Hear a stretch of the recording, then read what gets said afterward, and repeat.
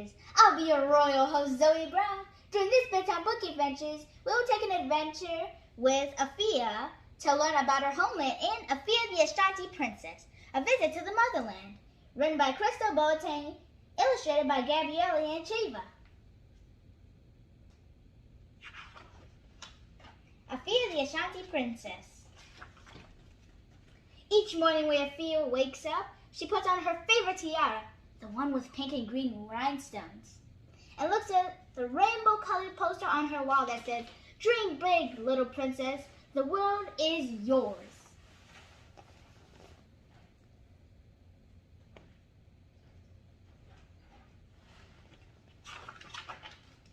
Afia's favorite thing to do was to read about princesses. She loves to learn where these princesses come from. Although Afia enjoys dressing up like her favorite princesses and reading about them, she notices that none of them look like her. Are there any princesses who look like her?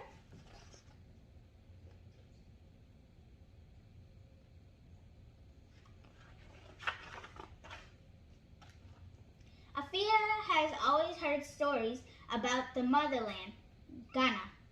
Ghana is where her parents were born and raised, and where her Nana still lives. According to her Nana, the streets of Ghana are lined with coconut and palm trees, and you can go to the beach every day because it is a tropical country. Afia loves the beach almost as much as princesses. I would love the beach. Here in Chicago it's pretty cold, so we don't get to go to the beach much.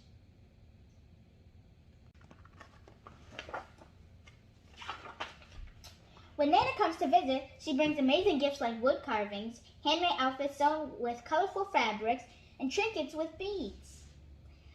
Nana also brings Afia special dresses made from the kente cloth, a special Ghanaian fabric originally reserved for royals.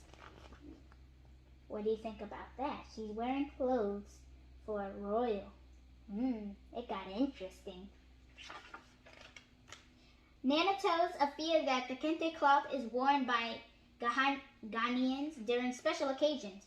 It comes in a variety of colors and designs, each with a unique meaning. When Afia wears one, Nana calls her Ashanti princess. Look at all those designs.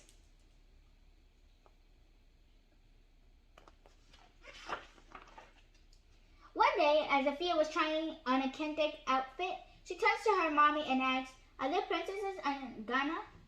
Her mommy tells her, "Ghana has a number of royal families. Your great-great-grandmother was the queen of a small town in the Ashanti region."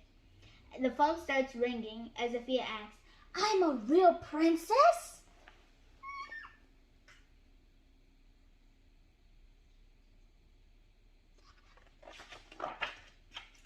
Nana calls on the weekend, so Afia answers the phone.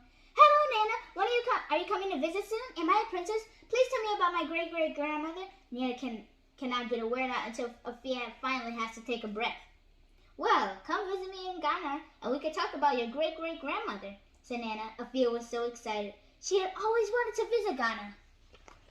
Do you want to visit there? I know I would. Afia ran downstairs and found her little brother, Kofi, who was doing a puzzle. "Guess what? We have a queen in the family, and we're going to visit Nana in Ghana," she exclaimed, twirling and jumping around the room. Kofi looked up from his puzzle and said, "Cool, when do we leave?" You'd think he'd be more excited to learn that he's actually a prince.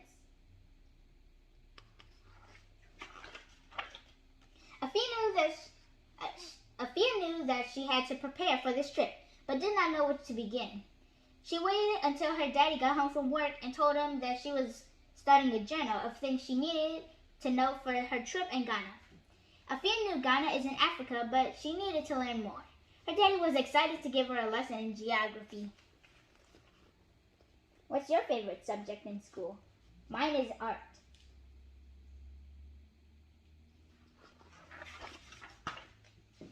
Afia and her daddy went into the study, and he grabbed the book from the shelf and opened it to a map of Africa.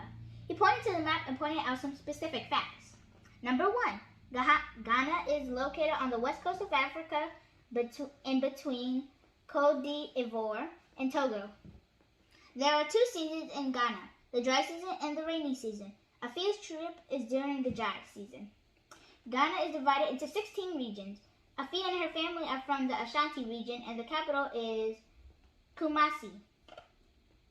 English is the official language in Ghana, but there are over 20 national languages. Wow. The Twi dialect of Akan is the most widely used language in the country.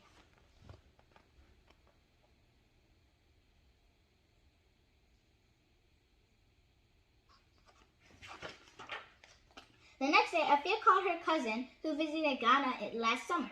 When Afia told her about the trip, she said, if you're going to visit Ghana, you will need to learn a few useful phrases in Twi. Akwaba means welcome. Woho ti sen means how are you? Me hoye means I'm fine. Me pao chow means please. Me dasi means thank you. It has one word from Spanish, sí.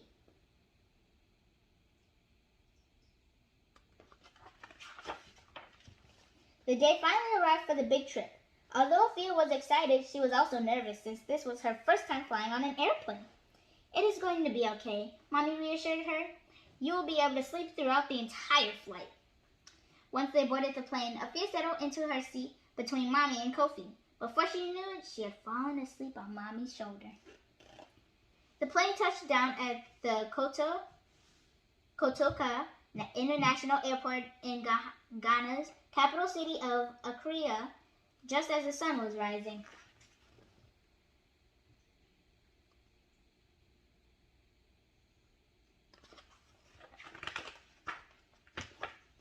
They boarded another short flight to take them to their final destination, Kumasi, the capital city of the Ashanti region. Afia pulled out her journal to practice her Twi phrases one more time. After they had collected their bags, Mommy, Afia, and Kofi found Nana right away. The colorful banner that read, Akwaba, helped. Afia ran straight to Nana and gave her a huge hug and said, Nana, woho te san, si. Nana smiled and replied, meho ye.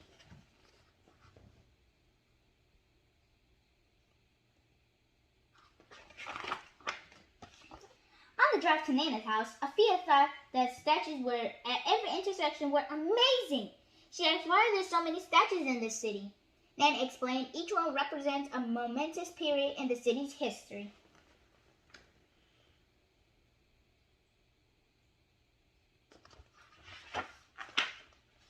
Nana's house was like a mansion. The driveway was so long and there were colorful flowers everywhere.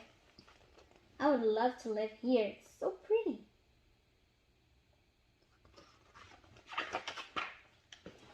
The inside of the house was fancy. There were huge windows with gold around them, giant mirrors, carved symbols on the walls, and a huge chandelier in the living room. Afia was amazed, but really, she was hungry. I know that feeling. You usually get off a plane and then you're really hungry. Unless they give you snacks. The smells coming from the kitchen made Afia's mouth water. Nana had prepared all their favorite food and invited a few relatives over for a dinner party. Afia ate a motu, rice balls with chicken soup. Kofi gobbled up jollof rice with grilled chicken. And Mommy enjoyed her all-time favorite dish, fried yellow plantains with bean stew.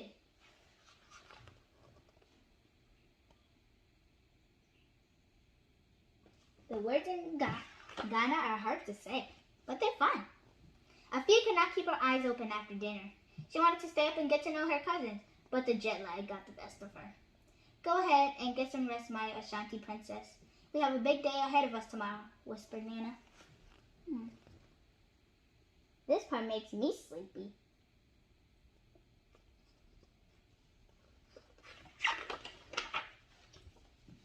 The next day, they visited the Manshia, pronounced Manshia, Palace Museum in downtown Kumasi. They were greeted at the entrance by their tour guide, Okimi Kwame. The museum was filled with artifacts and many statues of former kings and queens of the Ashanti Kingdom. That's a big museum behind him.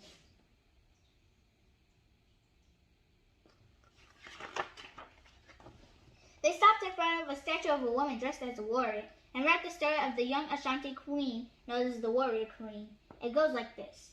Many years ago, the Ashanti kingdom was very powerful. Many tried to conquer the kingdom but failed. The warrior queen, along with members of the royal family, were captured during the battle. An important artifact was stolen and the warrior queen fought a battle for it. In order to protect the rest of the warrior queen's family, her young daughter was raised as a local in the remote village. The warrior queen never returned home, but her descendants still live today. That looks like someone I know in this book. Can you guess?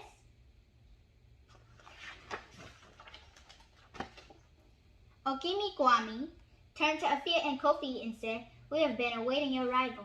Your grandmother mentioned that she was going to bring you here." Then they bowed to Nana and said, "Nana Mima wo Akwaba," which translates to, "Your Highness, you are welcome." Your Highness! They're royal! It turns out Nana was a descendant of the warrior queen, and passing down to this family history had been done for generations. Also interesting, Nana means grandmother, grandfather, and Twi, but it's also a title used to address royals. Afia needed to add all of these new facts to her journalist, so she would not forget one single detail.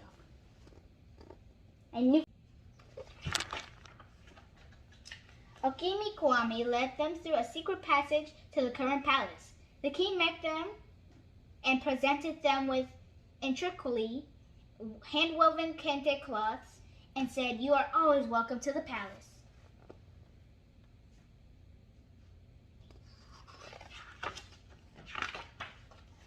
That night, Afia could not sleep. She had always dreamed of seeing a princess that looked like her, and now she was that princess.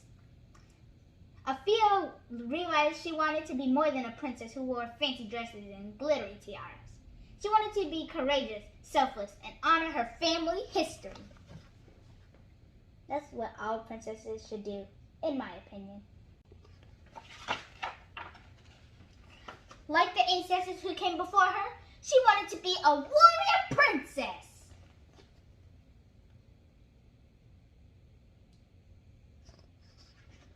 The end.